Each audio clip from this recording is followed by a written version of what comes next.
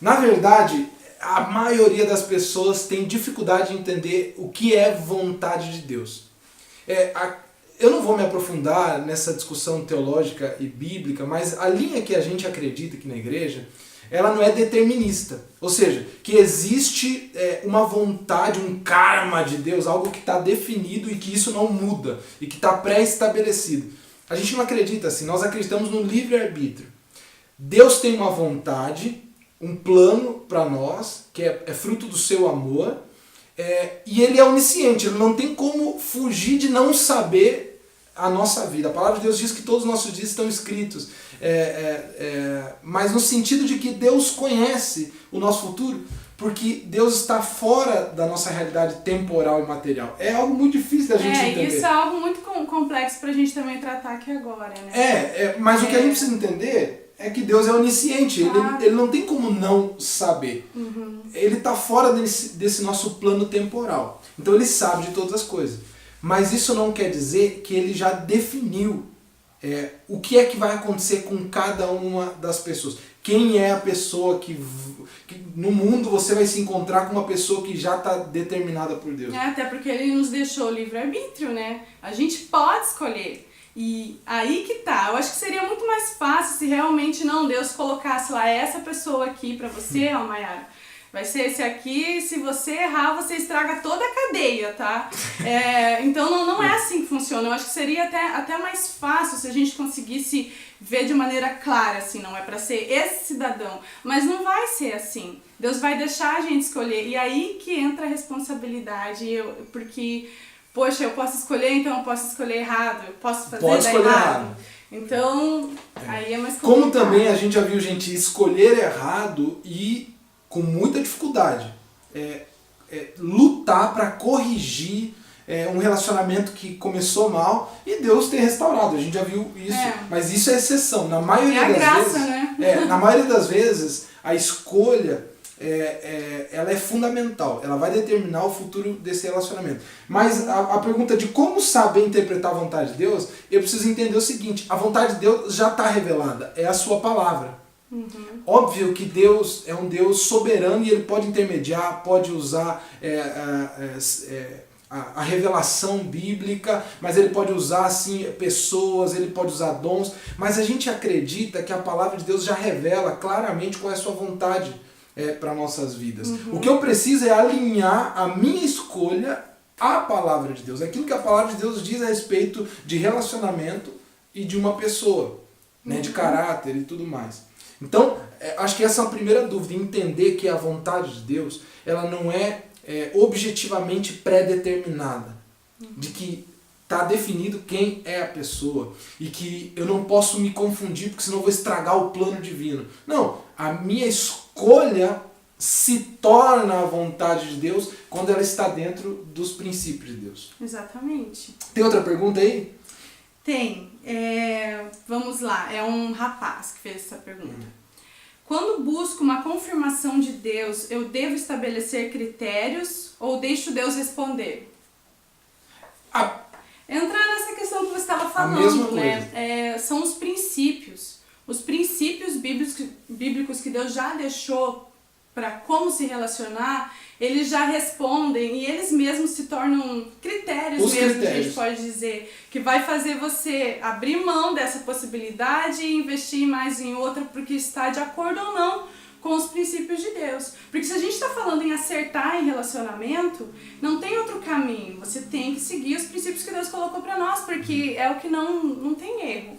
Então precisa primeiro buscar saber, então quais são os princípios de Deus? Os princípios de Deus vai dizer qual que é a vontade de Deus e vai facilitar, né? Não é o tema central da nossa oficina. Mas com certeza na oficina do namoro vão ter outras palestras que vão falar a respeito de como escolher certo. Mas dentro de esperar, é importante eu ter clareza de duas coisas a respeito de critérios. Existem os critérios fundamentais, que é aquilo que Deus estabelece para um relacionamento e para um caráter. Isso não dá para trocar, isso não dá para fugir. Uma pessoa que ame a Deus, a propósito, vale falar aqui na live que a gente está compartilhando aquilo que a gente acredita de relacionamento é fruto do que a palavra de Deus ensina. A Bíblia é a nossa base aqui dessa live e do evento como um todo, e vai ser da palestra. Então, existem os critérios que Deus já estabeleceu para um relacionamento e para uma escolha certa.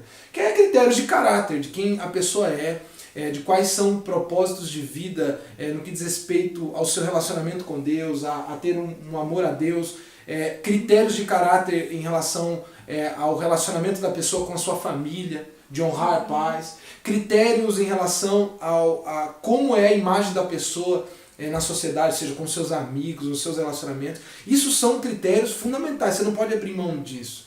Que é como a pessoa é na sua essência, no seu caráter. Mas também dá para escolher a respeito dos seus próprios critérios. Por exemplo, se você é alguém que o teu sonho é viajar pelo mundo, conhecer o mundo, ter uma profissão desconectada de um lugar físico, mas aí você está conhecendo alguém, tá tendo uma amizade com alguém que a pessoa não quer sair da sua cidade de jeito nenhum. Aí não vai dar certo. Vai dar errado. É o teu critério pessoal e que isso às vezes não tem a ver com a vontade de Deus. Por isso que eu acho que primeiro, antes de você querer conhecer alguém para se relacionar, você precisa se conhecer. Perfeito. Você precisa ter muito certo do que você quer para sua vida. Por isso que a gente costuma orientar, né? Uma pessoa de 15 anos aí, ou menos, já quer se relacionar, já quer namorar. O namoro não é só pra tá junto com alguém suprindo uma carência. Você tá com aquela pessoa visando um casamento. Pelo menos é assim que nós entendemos o namoro biblicamente. E aí você nem sabe nem que profissão você quer, o que vai ser da sua vida, você nem lembra o que você comeu ontem, nem sabe o que você quer comer amanhã. Com 15 anos o cara tá preocupado com a nota de biologia. Gente, aí já é o caminho errado, né? Mas eu sei que esse não é o caso de muitos dos que a gente tá conversando aqui agora, né? Mas mesmo assim, você precisa ter muito claro o que você quer para sua vida. Porque se você tem claro o que você quer para sua vida, você não vai abrir mão dessas suas convicções por causa de uma pessoa. Você vai achar uma pessoa que conversa com as suas convicções, que tem os mesmos propósitos que você. Eu tive essa experiência na minha vida, né? Quando eu encontrei o Ronald, uma das coisas pelas quais me apaixonei por ele era pelo que ele era em Deus, né? Bonitinho. Conversava com o que eu queria pra minha vida, em Deus, profissionalmente, porque antes eu tinha passado por um relacionamento em que eu percebia assim um desdém pelos meus sonhos, pelo que eu queria, entendeu? A pessoa não almejava as mesmas coisas que eu queria. E ali eu fiquei muito triste, mas eu saquei na hora que aquela pessoa não era pra mim, porque ela não vai me acompanhar. Ou ela vai ser uma trava na minha vida e eu não vou viver as coisas que eu quero viver, ou eu vou viver, mas assim, sempre em desacordo, sempre infeliz, né? E não é isso que ninguém quer pra si, Deus também não quer isso pra nós. Perfeito. Na verdade, assim, o grande segredo da espera é que as pessoas, primeiro, não entendem a vontade de Deus, que a gente acabou de explicar, então resolvendo isso, você já dá um grande passo. E segundo, o que a Mara falou é perfeito. A falta de propósito que as pessoas têm, a falta de convicção de propósito. A maioria das pessoas não sabem o que querem para a sua própria vida. E aquela frase clichê, para quem não sabe para onde vai, qualquer lugar serve. Óbvio que tua escolha vai ser confusa ou pode ser provavelmente errada. Primeiro você precisa entender claramente o que é que você quer para a sua vida, qual é o propósito de Deus para a sua vida e também quais, dentro daquilo que Deus estabeleceu para a sua vida, do propósito dele, o que é que você quer para a sua vida, quais são os teus sonhos, os teus planos. E o namoro é a fase ideal para você conhecer alguém que esteja alinhado a isso. Então, até inclusive, se eu não me engano, tem uma outra pergunta, que é como alinhar os meus sonhos com o sonho do meu namorado, da minha namorada, quando eles não são compatíveis. Como a gente conseguir... Então, isso já é uma própria resposta. Se os sonhos não são compatíveis, e eu tô falando de sonhos, de coisas importantes. Porque a maior furada é você acreditar que você vai conseguir mudar aquela pessoa, adequar ela. Não, eu vou convencer. Isso tá errado já, não vai dar certo. Não conte com isso, de que você vai conseguir mudar a cabeça daquela pessoa, né? Exato. Então, e isso é um erro. Você querer esperar que algo mude no futuro. O namoro é exatamente para você não arriscar. E Deus conta com a tua sabedoria, que é o último ponto que a gente entende de como esperar certo. Esperar com inteligência. Inteligência tem a ver com tomar decisões práticas e lógicas, coisas óbvias, que às vezes a gente ignora. A gente viu a vida inteira não, né? Nesses últimos 10 anos em que a gente trabalha diretamente com jovens, e a gente já viveu também essa fase. Né? Jovens e adolescentes. É um momento em que é tão difícil você colocar a razão antes da emoção, principalmente quando você está apaixonado.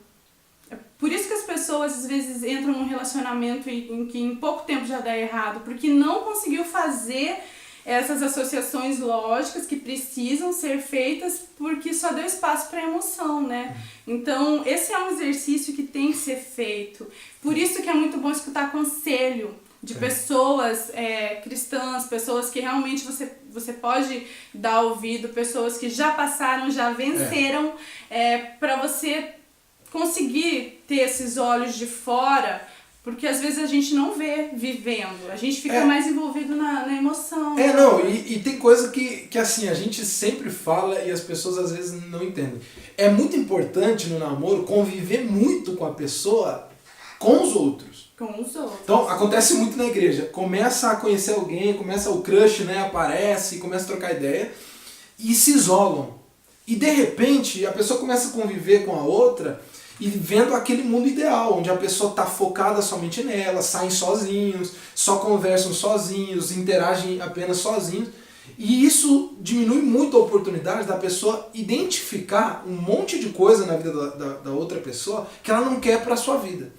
Há vícios, manias, temperamento, jeito, que às vezes não quer dizer que isso é de Deus ou não, são coisas da própria pessoa, mas que você não vai conseguir conviver. É no namoro que é a hora de descobrir isso. Então, você quer conhecer alguém, conheça essa pessoa junto com os outros.